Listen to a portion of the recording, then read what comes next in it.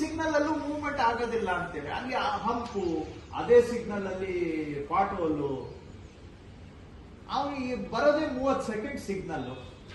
30 second ಅಲ್ಲಿ 20-25 vehicle ಹೋಗೋ ಕಡೆ 10 ವೆಹಿಕಲ್ ಪಾಸ್ ಆಗುತ್ತೆ. ಕಂಜೆಷನ್ ಆಗದೆ ಇನ್ನೇನಾಗುತ್ತೆ? ಇವೆಲ್ಲಾನು ನಾವು self created problems. So for example ಇವು ಐ ಮೀನ್ ಸ್ಮಾಲ್ ಥಿಂಗ್ಸ್ ನಾನು ಹೇಳ್ತಾ ಇದ್ದೇನೆ. ಹಂಗೆ ಬಸ್ಸುಗಳವರು ಕೂಡ ಸಿಗ್ನಲ್ ಅಲ್ಲಿ ನಿಲ್ಸೋದು ಇದೆಯಲ್ಲ, ಅದರಿಂದ ಸುಮಾರಷ್ಟು ಕಂಜೆಷನ್ ಆಗುತ್ತೆ. ಅವ್ನು ಒಬ್ಬ ಬಸ್ ನಿಲ್ಲಿಸ್ತಾ ಅಂತ ಹೇಳಿದ್ರೆ ನಿಮ್ಗೆ ಗೊತ್ತು, ಅವ್ನ ಹಿಂದ್ಗಡೆ ಒಬ್ಬ ಸಿಕ್ಕಾಕೋತಾನೆ, ಅವನು ಅದನ್ನ ಪಾಸ್ ಮಾಡಕ್ಕೆ 90 ಡಿಗ್ರಿ ಆಂಗಲ್ ಅಲ್ಲಿ ಟರ್ನ್ ಮಾಡ್ತಾನೆ. 90 ಡಿಗ್ರಿ ಟರ್ನ್ ಮಾಡಿದ್ರೆ ಫುಲ್ ಯಾರು ಪಾಸ್ ಆಗಕ್ಕಾಗಲ್ಲ. ಸೊ ಎಂಟೈರ್ ಸಿಗ್ನಲ್ ಒಂದು ರೊಟೇಷನ್ ಹೋಗಿರುತ್ತೆ, 2-3 ವೆಹಿಕಲ್ ಪಾಸ್ ಆಗಿರೋದಿಲ್ಲ.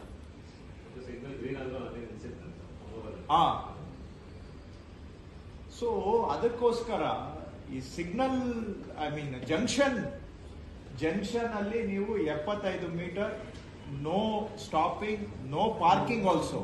ಎಲ್ಲ ಬರೀ ಬಸ್ ಸ್ಟಾಪ್ ಒಂದೇ ಅಲ್ಲ, ನೋ ಪಾರ್ಕಿಂಗ್ ಮಾಡಿ ದಯವಿಟ್ಟು. ಯಾವುದೇ ಸಿಗ್ನಲ್ ಅಲ್ಲಿ 75 ಮೀಟರ್ ಈ ಕಡೆ ಆ ಕಡೆ in every direction no parking,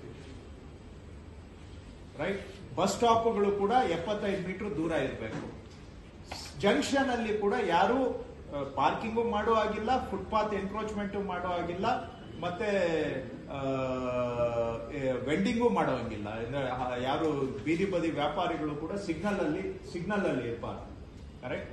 and ಜೊತೆಗೆ ದಯವಿಟ್ಟು ನೀವೆಲ್ಲ ಚೀಫ್ ಇಂಜಿನಿಯರ್ಸ್ ಇದ್ದೀರಾ, ಎಲ್ಲೆಲ್ಲಿ ಸಿಗ್ನಲ್ಗಳಲ್ಲಿ ಹಂಪ್ಗಳು ಹಾಕಿದ್ದೀರಾ, ದಯವಿಟ್ಟು ಸಿಗ್ನಲ್ ಅಲ್ಲಿರೋ ಹಂಪ್ ತೆಗೀರಿ.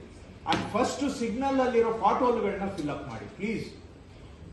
ಆ ಸಿಗ್ನಲ್ ಫಸ್ಟ್ ನೀವು ಪಾಟೋಲ್ ಫಿಲ್ಅಪ್ ಯಾವಾಗ ಶುರು ಮಾಡ್ತೀರಾ, ಫಸ್ಟ್ ಪ್ರಯಾರಿಟಿ ಸಿಗ್ನಲ್ ಅಲ್ಲಿರೋ ಪಾಟೋಲ್ಗೆ ಕೊಟ್ಟಿದ್ದಾರೆ ಪ್ಲೀಸ್. ಅದರಿಂದ ಎಷ್ಟು ವೆಹಿಕಲ್ ಒಂದು ಸಿಗ್ನಲ್ ಅಲ್ಲಿ ಮೂವ್ ಆಗೋದು ಕಡಿಮೆ ಆಗ್ತಾ ಇದೆ, ಬಿಕಾಸ್ ಆಫ್ ಸಿಗ್ನಲ್ ಅಲ್ಲಿರೋ ಪಾಟೋಲು ಹಂಪುಗಳಿಂದ. ಆವಾಗ ಕಂಜೆಷನ್ ಬ್ಯಾಕಪ್ ಆಗ್ತಾ ಹೋಗುತ್ತೆ.